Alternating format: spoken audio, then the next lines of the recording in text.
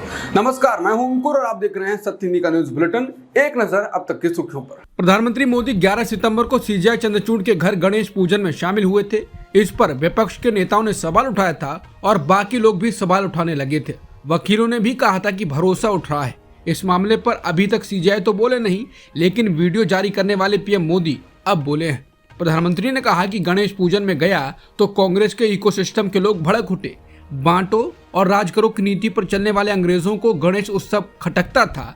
आज समाज को बांटने और तोड़ने में लगे सत्ता के भूखे लोगों को गणेश पूजा से परेशानी हो रही है। पीएम मोदी ने ये बात सीजेआई के घर जाने के संदर्भ में कही।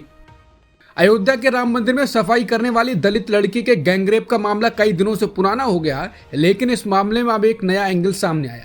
यूपी तक की रिपोर्ट के मुताबिक रेप के मुख्य आरोपी के पिता का बीजेपी से कनेक्शन है। रिपोर्ट के मुताबिक आरोपी के पिता अयोध्या महानगर के करियप्पा मंडल के अनुसूचित जाति प्रकोष्ठ के अध्यक्ष रह चुके हैं और भाजपा में उनकी अच्छी पैठ बताई गई। जानकारी के अनुसार घटना की खबर मीडिया में आने के बाद आरोपी के पिता कुछ स्थानीय नेताओं के साथ अयोध्या के एसएसपी राजकरण नयूर से मिलने गए थे। वहीं इस मामले में 9 लोगों को आरोपी बनाया गया है और 5 लोगों को गिरफ्तार किया गया है। पुलिस ने इस मामले के बारे में जानकारी देते हुए कहा कि जांच में ये बात सामने आई है कि जब युवती अपने परिचित युवक से मिलने गई थी, तब उसके दोस्त और साथियों ने पीड़िता के साथ रेप किया। वहीं पीड़िता ने घटना के बाद कई गंभीर आरोप लगाए हैं। पीड़ित युवती ने पुलिस का सहयोग न मिलने और आरोपियों द्वारा धमकाने का भी आरोप लगाया। युवती ने अपने एक बयान में कहा कि एक युवक जो उसका दोस्त था और उसने अपने दोस्तों के साथ मेरा रेप किया। रेप के बाद मुझे ब्लैकमेल करने लगा और कई मौके पर रेप किया। पीड़िता ने अयोध्या पुलिस पर आरोप लगाते हुए कहा कि पुलिस ने मेरी शिकायत को एप्लीकेशन में बदलवाया और फिर मेरे माता पिता पर पैसे लेने का भी दबाव बनाया। सुप्रीम कोर्ट ने मंगलवार को 1 अक्टूबर तक बुलडोजर एक्शन पर रोक लगा दी है। अदालत ने कहा कि अगली सुनवाई तक देश में एक भी बुलडोजर कार्रवाई नहीं की जानी चाहिए। अदालत ने कहा कि हमें स्पष्ट कर दें कि इस ऑर्डर में सड़कों, फुटपाथों, रेलवे लाइंस के अवैध अतिक्रमण नहीं शामिल हैं। केंद्र ने इस ऑर्डर पर सवाल उठाया। सॉलिसिटर जनरल तुषार मेहता ने कहा कि संवैधानिक संस्थाओं के हाथ इस तरह नहीं बांधे जा सकते हैं। इस पर जस्टिस BR गवई और जस्टिस KV विश्वनाथन की बेंच ने कहा कि अगर कार्रवाई 2 हफ्ते रोक दी तो आसमान नहीं फट पड़ेगा। आप इसे रोक दीजिए, 15 दिन में क्या होगा। कोर्ट धारणाओं से प्रभावित नहीं होता, लेकिन हम साफ कर दे रहे हैं कि हम किसी भी अवैध अतिक्रमण के बीच नहीं आएंगे, लेकिन अधिकारी जज नहीं बन सकते। बता दें, पिछले सप्ताह जस्टिस ऋषिकेश रॉय और जस्टिस सुधांशु धूली और जस्टिस SVN भट्टी की बेंच ने बुलडोजर न्याय की आलोचना की थी। दिल्ली के पूर्व मुख्यमंत्री अरविंद केजरीवाल ने मंगलवार को इस्तीफा दे दिया। अब आतिशी के दिल्ली की तीसरी महिला CM बनने का रास्ता साफ हो गया। इसके साथ ही आतिशी ने सरकार बनाने का दावा भी पेश कर दिया। CM पद की उम्मीदवार आतिशी ने आम आदमी पार्टी के विधायकों का समर्थन पत्र LG VK सक्सेना को सौंप दिया। विपक्ष में रहने के बाद भी लगातार विपक्ष पर हमलावर रहने वाली मायावती ने अब केजरीवाल को निशाने पर लिया। मायावती ने केजरीवाल के इस्तीफे को चुनावी चाल बताया। मायावती ने केजरीवाल से सवाल किया कि उनके लंबे समय तक जेल में रहने के कारण दिल्ली की जनता ने जो अनगिनत असुविधाएं व समस्याएं झेली, उसका क्या, उसका हिसाब कौन देगा। मायावती ने कहा कि सत्ता और विपक्ष के बीच राजनीतिक लड़ाई शत्रुता स्तर तक कट नहीं हो तो बेहतर है, ताकि उससे देश व जनहित प्रभावित न हो। दिल्ली के मुख्यमंत्री के रूप में आतिशी के नाम की घोषणा होते ही उन पर हमला तेज हो गया। हमले करने वाले अग्रणी लोगों में आपकी राज्यसभा सांसद स्वाति मालीवाल भी हैं। उन्होंने आतिशी के मां बाप के अफजल गुरु को लेकर दिए बयान को लेकर कह दिया कि मुख्यमंत्री के रूप में उनकी घोषणा दिल्ली के लिए एक दुखद दिन है। उनको अब इस बयान के बाद क्या इसका खामियाजा भुगतना पड़ेगा। आपने उनके द्वारा आतिशी पर टिप्पणी किए जाने के बाद राज्यसभा सांसद स्वाति मालीवाल के इस्तीफे की मांग की। आपके वरिष्ठ नेता दिलीप पांडे ने कहा कि मालीवाल आप द्वारा राज्यसभा भेजे जाने के बावजूद भाजपा की स्क्रिप्ट पढ़ती हैं। उन्होंने कहा कि अगर उनमें थोड़ी भी शर्म है तो उन्हें राज्यसभा सांसद के पद से इस्तीफा दे देना चाहिए और भाजपा के टिकट पर राज्यसभा का रास्ता चुनना चाहिए।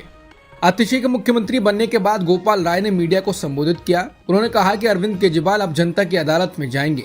दिल्ली के लोग जब तक दोबारा उन्हें चुनकर के समर्थन नहीं देते, तब तक वो मुख्यमंत्री नहीं बनेंगे। गोपाल राय ने इसके साथ ही कहा कि चुनाव जल्द से जल्द कराए जाएं।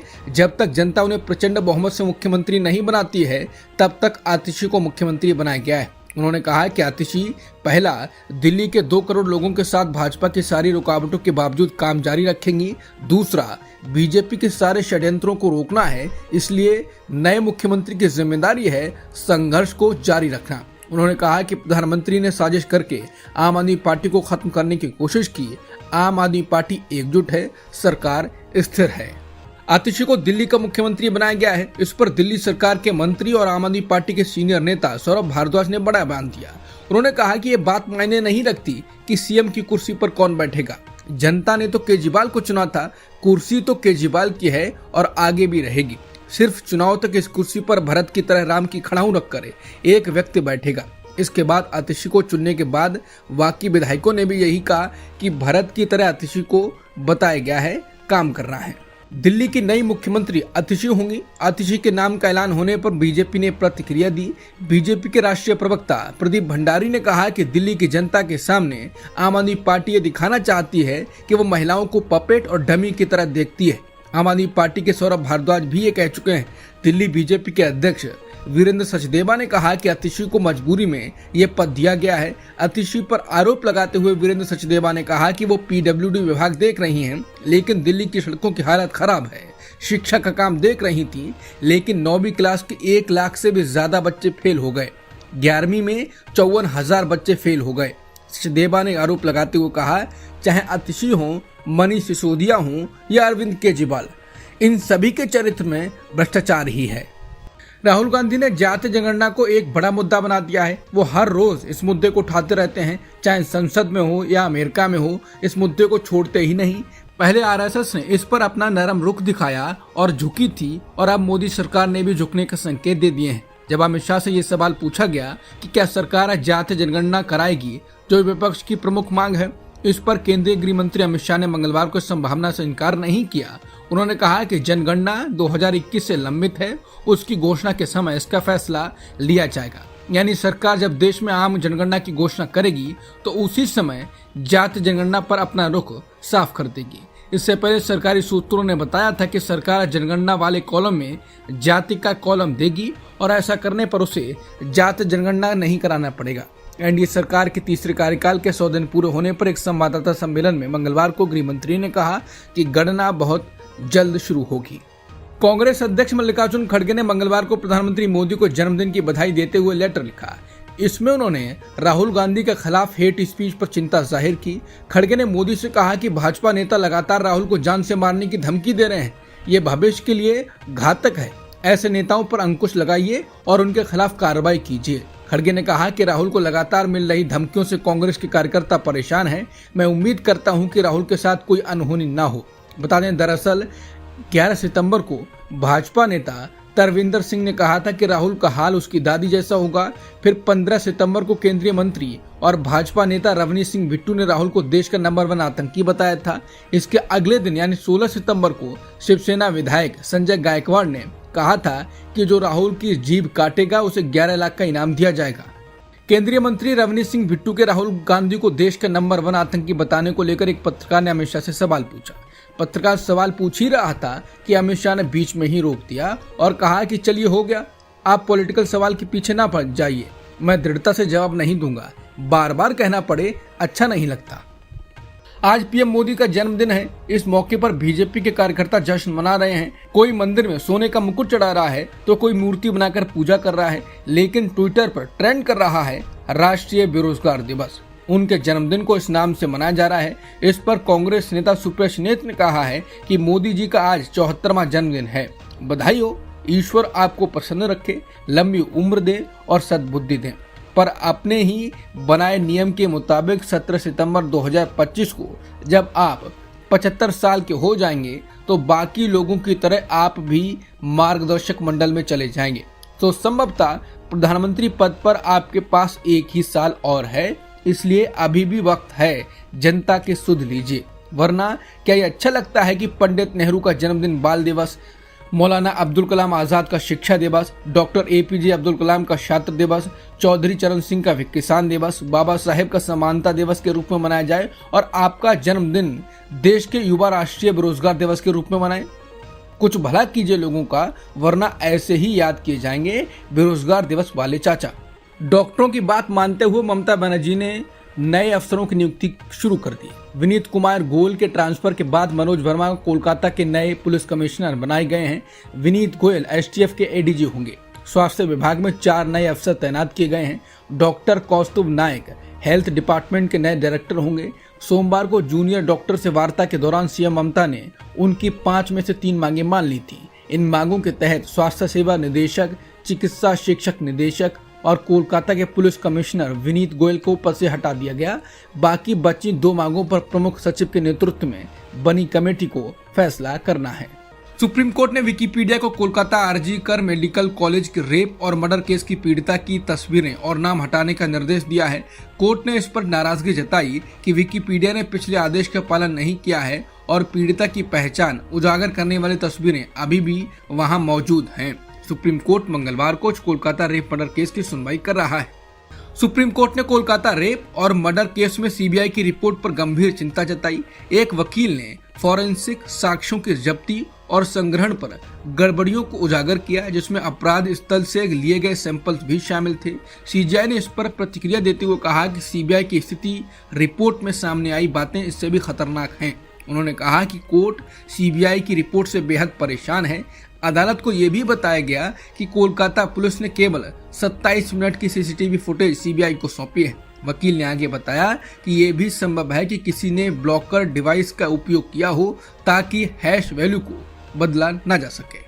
कोलकाता रेप मर्डर केस पर सुप्रीम कोर्ट ने पूछा कि सीबीआई ने 60 दिनों के भीतर चार्जशीट क्यों नहीं दाखिल की। सीजीआई ने सवाल किया कि मामले में आरोप पत्र 60 दिनों के भीतर क्यों दाखिल नहीं किया गया, जबकि ये अनिवार्य था। सीबीआई की ओर से पेश सॉलिसिटर जनरल तुषार मेहता ने स्पष्ट किया, चूंकि बलात्कार और हत्या का मामला है, इसलिए आरोप पत्र दाखिल करने की समय सीमा 90 दिन है।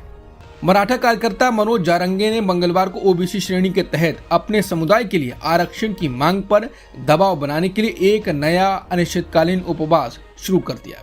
उनका ये उपवास 1 साल से अधिक के समय में छठा उपवास है। उन्होंने जालना जिले के अपने पैतृक गांव अंतरवाली सरती में आधी रात से आंदोलन शुरू किया। अपने आंदोलन से पहले पत्रकारों को संबोधित करते हुए जारंगे ने महाराष्ट्र सरकार पर जानबूझकर समुदाय को आरक्षण नहीं देने का आरोप लगाया और कहा कि मराठा अपनी मांगों को पूरा करने के लिए उप मुख्यमंत्री देवेंद्र फडणवीस को एक और मौका दे रहे हैं। Supreme leader Ayatollah Ali Khamenei ने भारत की आलोचना की है। उन्होंने भारत को म्यांमार, गजा के साथ रखा है और कहा कि यहाँ मुसलमानों के साथ जुल्म हो रहा है। खामेनी ने कहा कि अगर हम म्यांमार, गजा, भारत या किसी अन्य जगह पर मुस्लिमों को होने वाली पीड़ा से बेखबर हैं, तो हम खुद को मुस्लिम नहीं मान सकते। इसके बाद भारत ने उनको जवाब दिया है और उनकी निंदा की है। भारत के विदेश मंत्रालय ने कहा कि हम ईरान के सर्वोच्च नेता द्वारा भारत में अल्पसंख्यकों के संबंध में की गई टिप्पणियों की कड़ी निंदा करते हैं। यह गलत सूचना पर आधारित है और अस्वीकार्य है। अल्पसंख्यकों पर टिप्पणी करने वाले देशों को सलाह दी जाती है कि वे दूसरों के बारे में कोई भी टिप्पणी करने से पहले अपना रिकॉर्ड देखें। भारत ने Asian champions trophy hockey tournament जीत लिया है। भारत ने फाइनल मुकाबले में चीन को 1-0 से मात दी। भारत के लिए इकलौता गोल जुगराज सिंह ने किया, जो आखिरी क्वार्टर में उन्होंने दागा। इससे पहले भारत ने सेमीफाइनल में दक्षिण कोरिया को 4-1 से हराया। यह टूर्नामेंट चीन के मोकी हॉकी ट्रेनिंग बेस में खेला जा रहा था। इसी टूर्नामेंट में बीते शनिवार को भारत ने पाकिस्तान को भी 2-1 से हराया था। अब तक की सुर्खियों में इतना ही। बाकी खबरों के लिए बने रहिए सत्यहिंदी.com के साथ।